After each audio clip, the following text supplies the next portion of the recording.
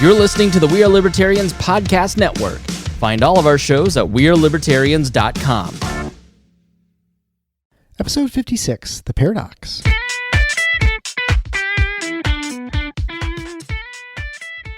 Welcome to The Paradox with your attending, Dr. Eric Larson.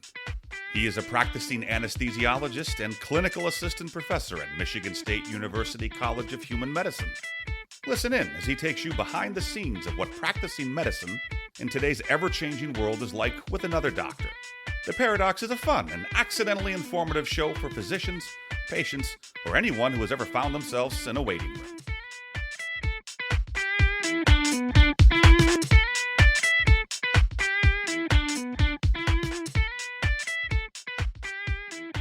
Welcome to The Paradox. I'm your host, Dr. Eric Larson. Thank you for joining me as we explore the U.S. medical system in a fun and informative format where you can learn about what physicians face through expert analysis. And today's expert is just me. I'll be giving a solo episode. We're going to talk about what I had posted on Twitter recently that I got a lot of engagement on. I thought I want to go a little bit more in depth, and for those of you who are not on Twitter, bless your souls, I think you'll find that this is a great example of the problems of the healthcare system and really viable solutions that are available right now.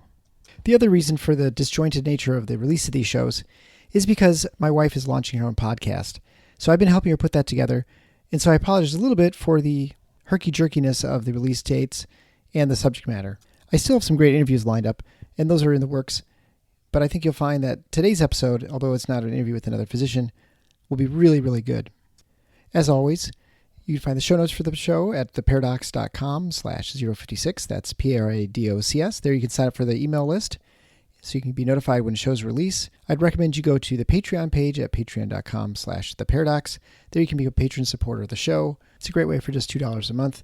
Not only do you give me a nice attaboy, but also gives you access to all the interviews I've done on other podcasts. I think I'm now almost at a dozen, where I talk about various things from politics to healthcare policy. But without further ado, my adventures into getting a Holter monitor and getting ripped off by the insurance company. Enjoy. My story begins a few months ago.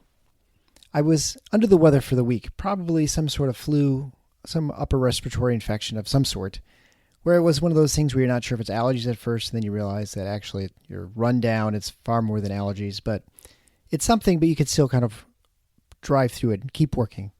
And in medicine, that's just what we do, whether it's a smart thing or not. So I'd been going to work as normal. On Friday, I had a lot of trouble, a lot of abdominal pain for some reason, and I actually had to stay home from work, which almost never happens. It turns out I was okay, although I was pretty convinced that for a while there I was going to have an appendectomy or something because my abdominal pain was so bad. But I got better. Someone picked up my call. My group's great that way. But anyway, the next day I was on call in the hospital, and so I went and worked. And it was a Saturday, and I worked pretty much all day. I worked until probably about 3 or 4 in the afternoon, had a couple hours, we got home, then I got called back in, did another case or two at night, got home again, and then went to bed around 9 or so, or 10. I then get a page at about midnight with another semi-emergent case, an urgent case. And as I'm trying to read my pager, I'm just fumbling through the buttons. I can't quite figure what's going on, but I was woken up out of kind of a deep sleep, and I always leave my pager in my bathroom. The next thing I know, I'm lying on the floor in the bathroom.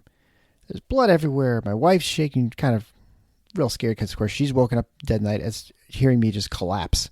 So I just had a syncopal episode. I fainted in my bathroom.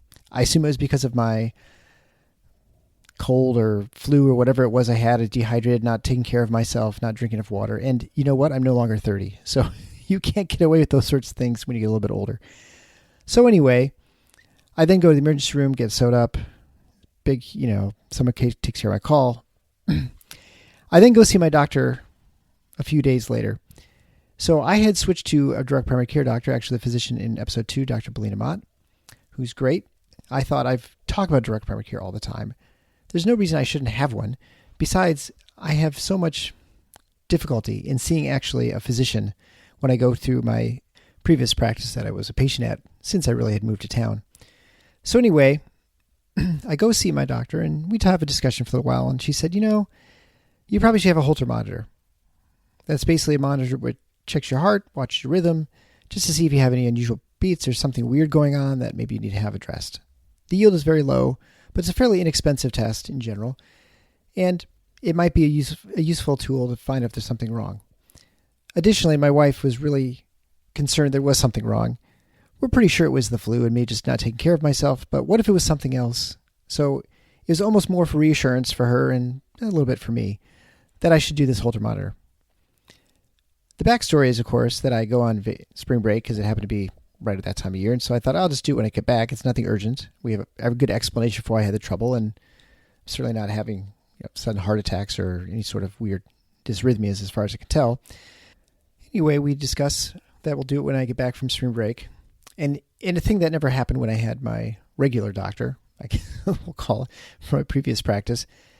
And also, as an aside, I rarely would get sick. I'm actually a pretty good patient to have in your patient panel because I don't really ever come in to see the doctor. Typical doctor, right? And through this whole episode, I learned the difference of having direct primary care. I have a doctor who really knows what's going on because as soon as I returned home from spring break, like I think the day I got back, I get a text message from my doc saying, "Hey, do you want to set up that Holter monitor?" I thought, well, yeah, I guess I said I was going to do that after spring break. Kind of surprised you remembered right away, right? But so I go in, I get the monitor. Well, as I'm in our office, we're discussing the Holter monitor, how it works. It's got a cell phone that you attach to it so it can send signals. It's, you're no longer carrying around reams of paper with you, or like they probably did in the old days. And we're discussing the pricing. So almost all of my physician's patients are cash pay. In fact, all the patients previously who'd had a Holter monitor, they just pay cash for it. And the price was $250 for this test. So that's where you bill. That includes the monitor, renting it for a week, and includes someone to interpret the EKG rhythm strips for the however long you have it on. And it's a $250 sort of a flat fee, whether you do it for 3 days or a week.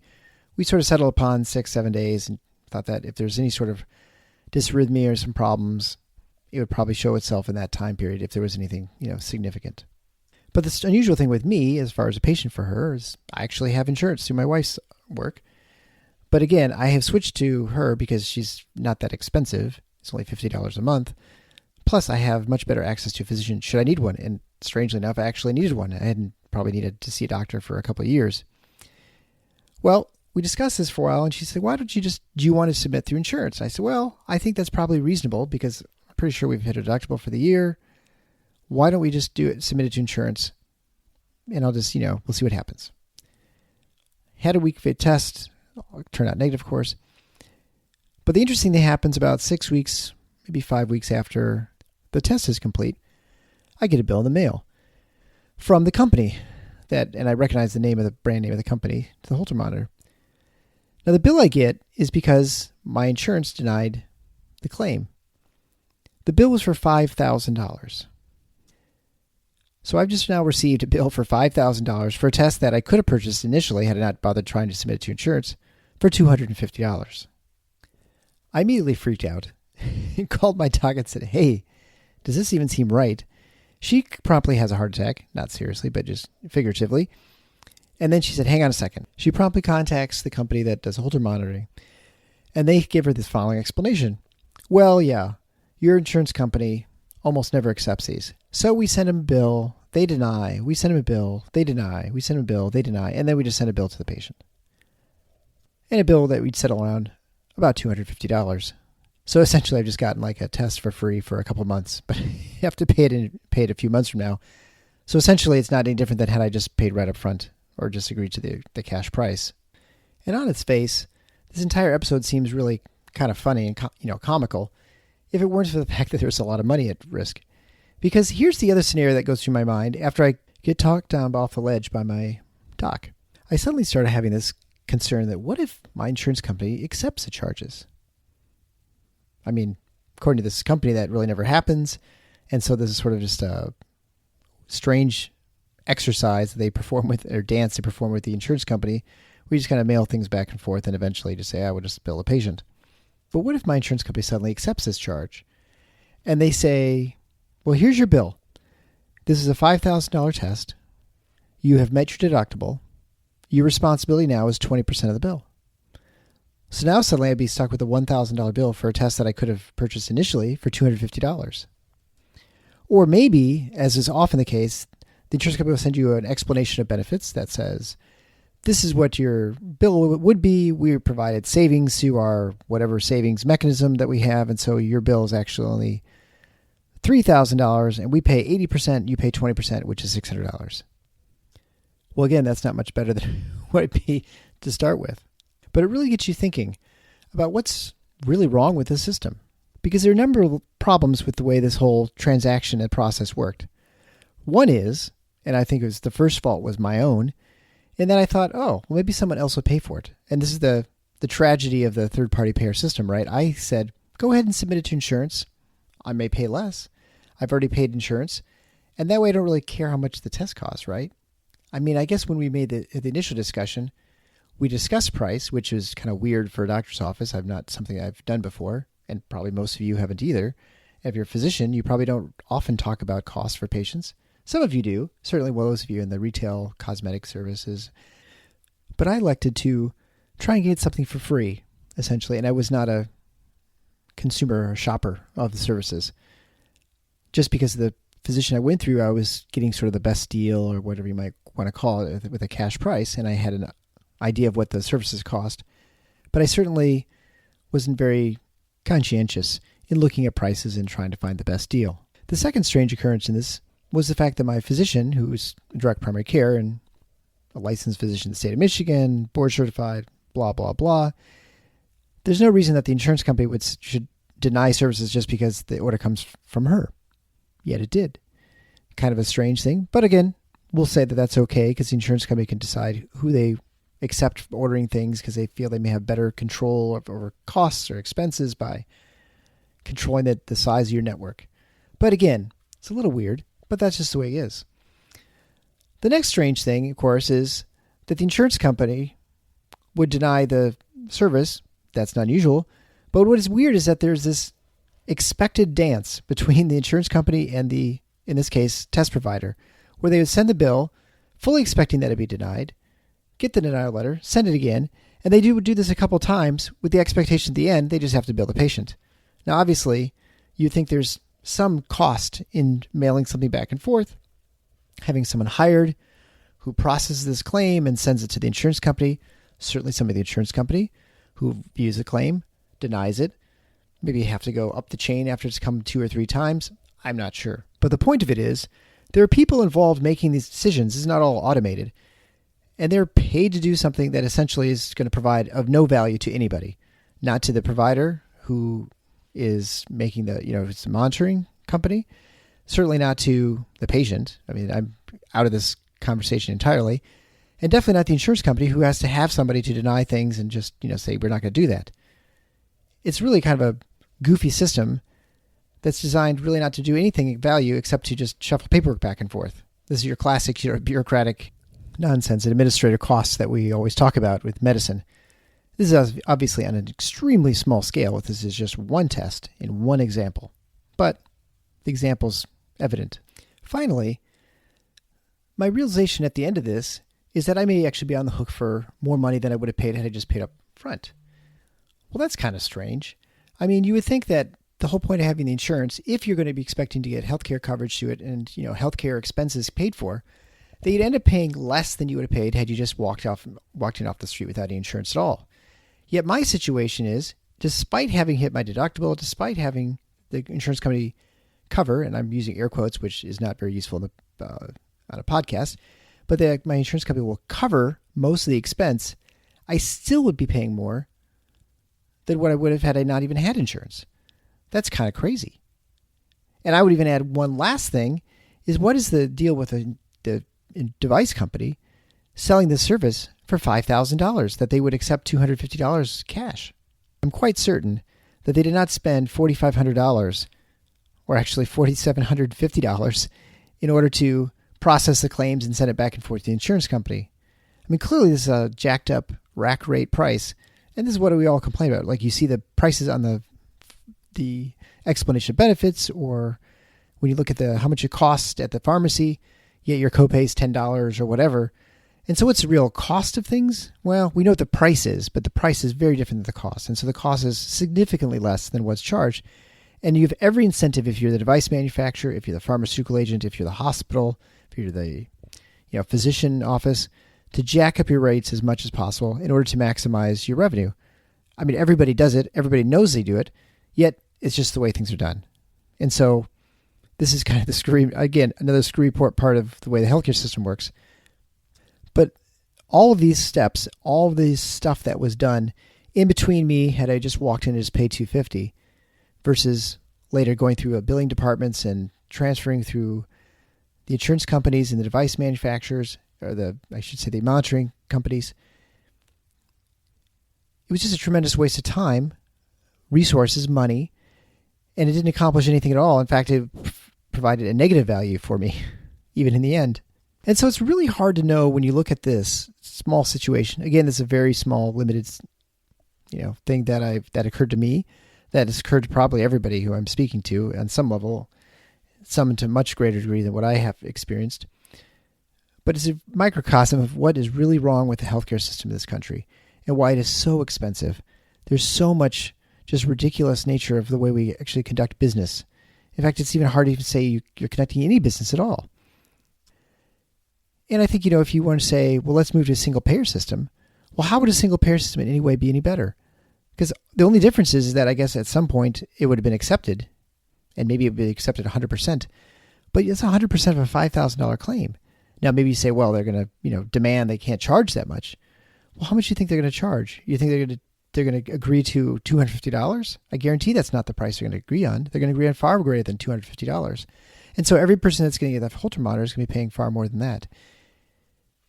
So it's supposed to be great for the Holter monitor company, except they're going to have to spend thousands and thousands of dollars lobbying and negotiating to try and get the price maximized, which is a price and a process that is of a cost, I should say, that is of really no benefit or value to any patient or even to the system in large, or the country. It depends on who's paying for this. And yet that's a lot of resources that are going to be spent. A lot of people have to be working and doing these negotiations, and yet it's not really going to provide any useful value for anybody at all, except I suppose the people who are personally profiting from it and milking the system. It's also the really thing that's tricky to recognize in a market economy and a market system is really how prices are even arrived upon. But it is through just people valuing whatever it is, test or their time or, the R&D that goes into something, the scarcity of the product, or, how, rare something is. But that all can lead to a price discovery process. You can be a painter and you can charge $100 an hour. You can be a painter and charge $9 an hour. You can be a painter and charge $80 an hour. Well, there's probably going to be a generally accepted price for what a painter costs in your town. Now, it's going to vary somewhat, but there'll be some sort of market for it. There'll be a price that's accepted. There's ones that you're just like, you're just crazy, I'm not going to pay that much. Or like, wow, that's really cheap, you're either terrible, or I'm definitely going to hire you and you'll be super busy. And there's that balance you find, whatever it might be, if it's skill or some sort of thing that's of value or that's in great need. Like if you're someone who's trims up trees, well, suddenly you can charge a lot more if you wanted, when at times people need their trees trimmed. Now, there's obviously a cost to that. If you charge too much during those times, people are like, well, this guy's just trying to rip me off now. Or you just charge a good, reasonable price, stay busy the whole time.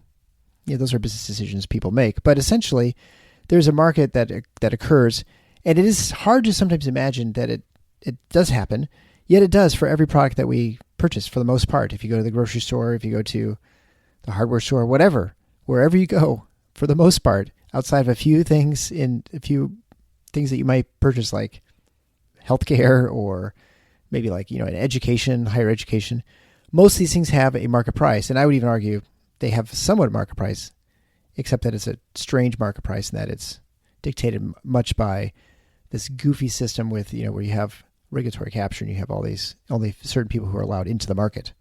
And all those players who are allowed into the market set aside so that they would be the ones who could make those decisions, whether it's through licensing schemes, whether it's through regulatory hurdles. Fundamentally, then, what we're essentially left with is a system that is far more expensive than it needs to be, added costs, added regulatory or administrative work that it serves no purpose or value, doesn't even do anything as far as improving quality or cost controls. If anything, it just increases costs.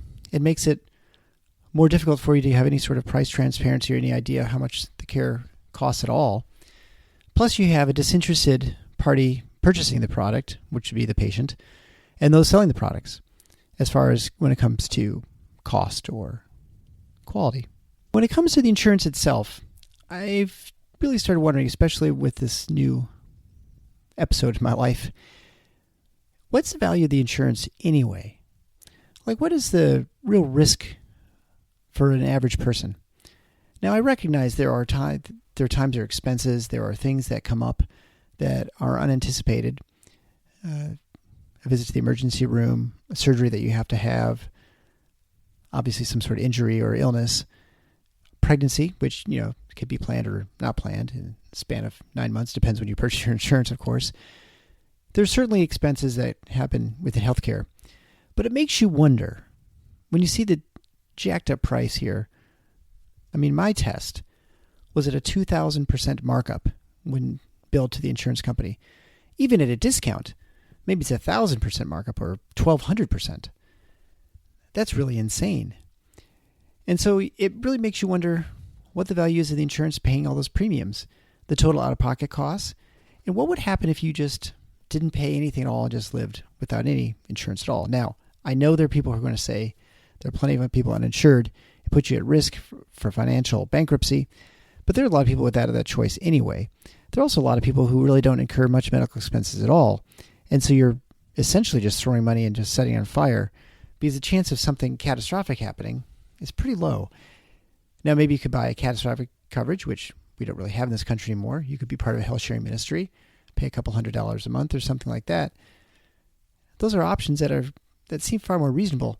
And I really wonder how much it would cost you to get the medications, the usual sort of the everyday expenses. Like when people talk about insurance, they generally are thinking about these sort of the common everyday occurrences of care. They're not astronomical in prices. Like a $250 test is not cheap, but it's not like something that's going to break the bank for most people. Nor would a visit to your primary care doc of $75 or $100 or something to see a specialist. I mean, all those expenses can generally be covered over time by most people. Obviously, we're not talking about the $20,000 knee replacement or something like that, but we're talking about just sort of your everyday, the common routine sort of things that happen. I mean, obviously, a good example would be getting your oil changed, right? You know it's going to happen at some point. You maybe you budget for it, maybe you don't. Most people probably don't usually budget for oil changes or getting their tires replaced. But those are the sorts of things that I think are sort of like equivalent to this, where you have just the routine maintenance. And what if your insurance didn't include all that? Would many people find much value in that? And would you insist on using your insurance to pay for those things? And this is when I talked to Kevin Way Casey about health insurance and how to pick the right one. Dr. Way Casey is an emergency physician. Now he does some DPC work. I think he's in Oklahoma or Texas. I can't recall. But he wrote a book called Healthcare Economics where he just sort of goes through these calculations that most Americans don't make. And I lump myself into one of those most Americans. Because, you look at your plans, you're like, well, okay, do I get the gold, the silver, the platinum? What sort of deductible do I want? What sort of premium am I going to pay? And his thing is, really the thing you need to focus on for the most part is what is your maximum out-of-pocket expenditure? Because that's going to be the best way to understand which is the best plan.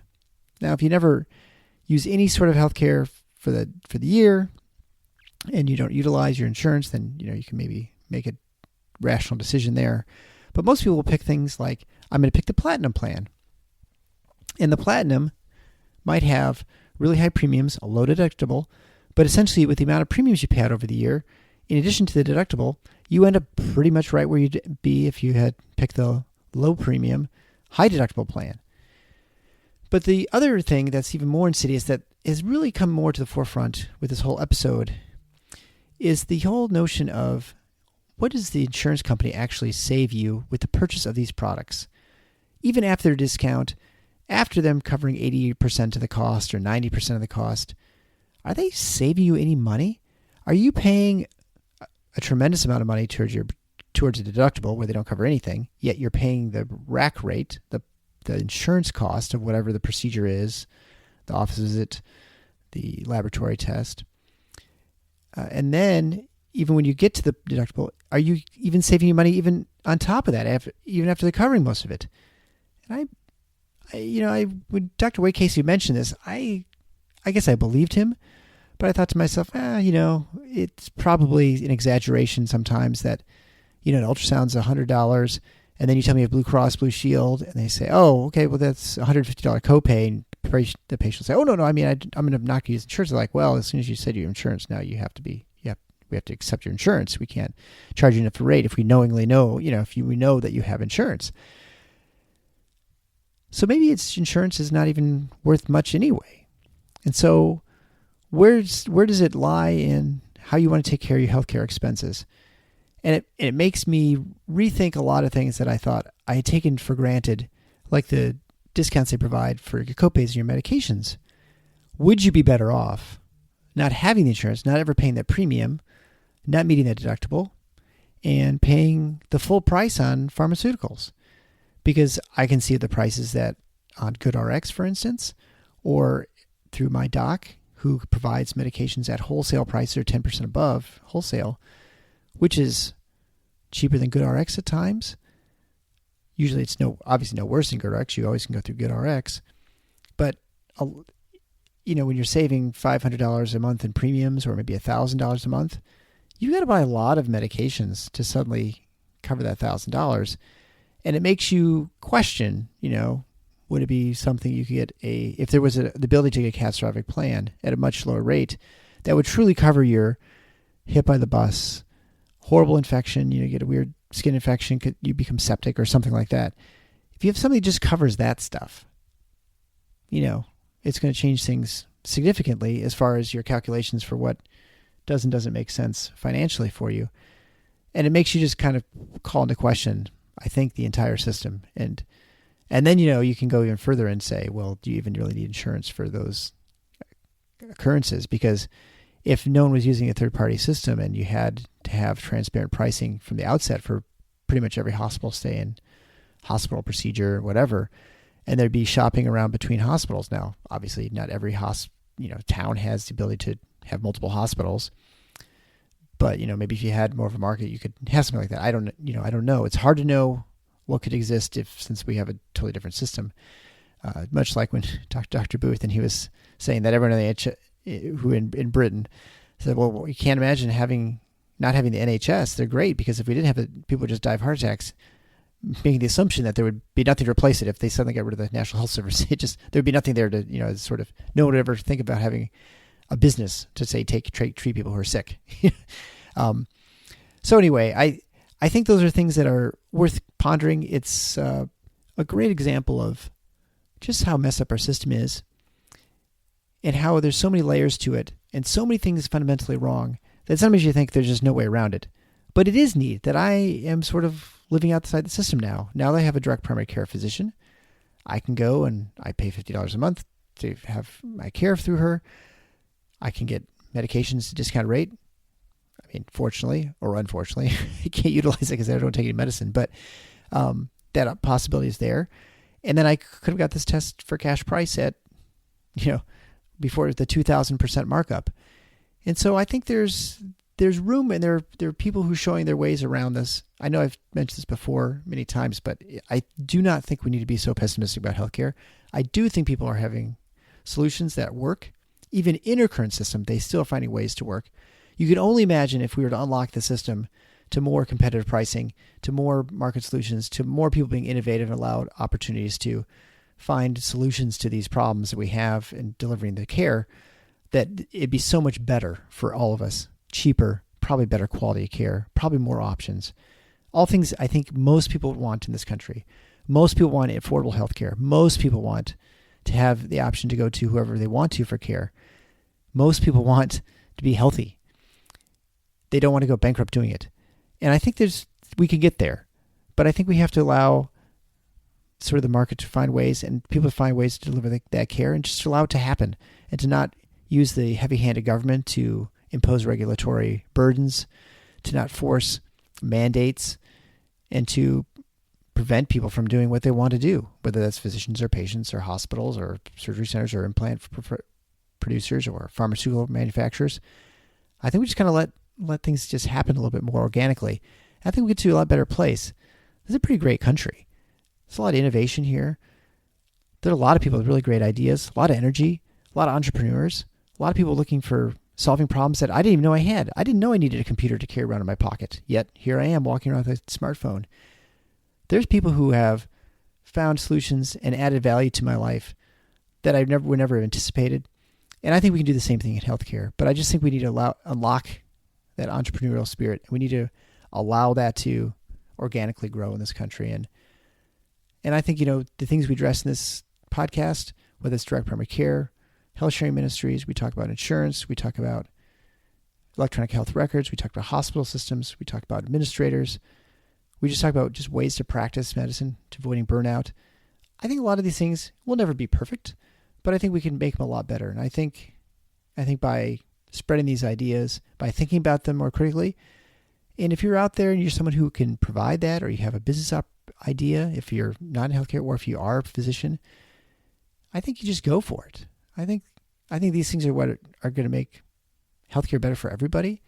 And you might have the idea that's going to maybe just not radically transform the entire market, but you might fix your little corner of the world and make it a little bit better for patients and for yourself as well. Well, I hope you enjoyed this little discussion looking at the 2,000% markup, how I got ripped off by the insurance company or manufacturer. I'm not exactly sure who to put the blame on. Maybe it's myself, everybody. And let's hope I end up not getting billed for my insurance at my discounted rate, which is actually more than I would have paid had I paid cash right up front. So let's hope I get lucky there. And I hope that things work out for you. And if you have more interesting ideas, if you have innovative things you see people doing, please send me a note at theparadoxshow@protonmail.com. You can go to my website and get access to it there. Obviously, you can go to Patreon page and support me there as well. But I really appreciate you listening. I appreciate you sharing. And I hope that you have a healthy tomorrow. Thanks.